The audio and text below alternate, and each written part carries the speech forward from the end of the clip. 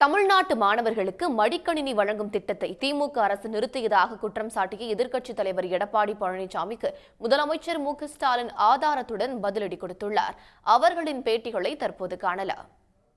நம்முடைய அரசு பள்ளியில் படிக்கின்ற மாணவர்களுக்கு மாண்புமிகு புரட்சித் தலைவி அம்மா அவர்கள் விஞ்ஞான கல்வி கிடைக்க வேண்டும், அறிவுபூர்வமான கல்வி நம்முடைய மாணவர் சமுதாயம் கிடைக்க வேண்டும். பெரும்பாலும் அரசு பள்ளியில் படிக்கின்ற மாணவர்கள் ஏழை குடும்பத்தைச் சேர்ந்தவர்கள், நடுத்தர குடும்பத்தைச் சேர்ந்தவர்கள். அவர்கள் 12,000 ரூபாய் செலவழித்து மடிக்கணினி வாங்க முடியாத சூழ்நிலையில் இருக்கின்ற அடித்தட்டிலே வாழ்கின்ற நம்முடைய குழந்தைகளுக்கு அறிவுபூர்வமான கல்வி கிடைக்க மடிக்கணினி திட்டத்தை கொண்டு வந்து மடிக்கணினி கொடுத்து சாதனை படைத்த அரசாங்கம் சுமார் 7,300 கோடி ரூபாய் இதற்காக செலவழித்தோம். இந்த ஆட்சி பொறுப்பேற்ற பிறகு தொடர்ந்து வலியுறுத்தினோம். நீங்கள் அனைத்து இந்திய அண்ணா திராவிட முன்னேற்றங்களை ஆட்சியிலே கொண்டு வர திட்டம் என்ற ஒரே காரணத்திற்காக நம்முடைய மாணவருடைய திறமையான மாணவர்களை உருவாக்கக்கூடிய லேப்டாப் திட்டத்தை நிறுத்திவிட்டீர்கள். அதை தொடர்ந்து வழங்க வேண்டும் என்று சட்டமன்றத்தில் பிரதான எதிர்க்கட்சி என்ற முறையில் வலியுறுத்தினோம்.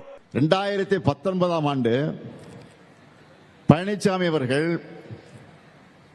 முதலமைச்சராக இருந்தப்போ மாணவர்களுக்கு லேப்டாப் வழங்குற திட்டத்தை நிறுத்திட்டாரு. எப்போ?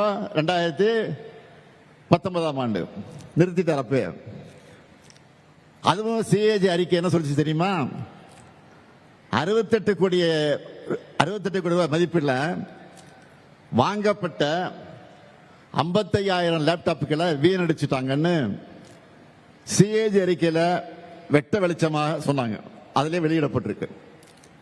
இது பத்தி மாண்புமிகு எதிர்க்கட்சி தலைவர் பழனிசாமி அவர்களுக்கு ஏதாவது சந்தேகம் இருந்தா 2023 ஆண்டு ஏப்ரல் மாதம் தமிழ்நாடு சட்டமன்றத்தில் தாக்கல் செய்யப்பட்டிருக்கிற அறிக்கை எடுத்து நீங்க பார்க்கலாம்.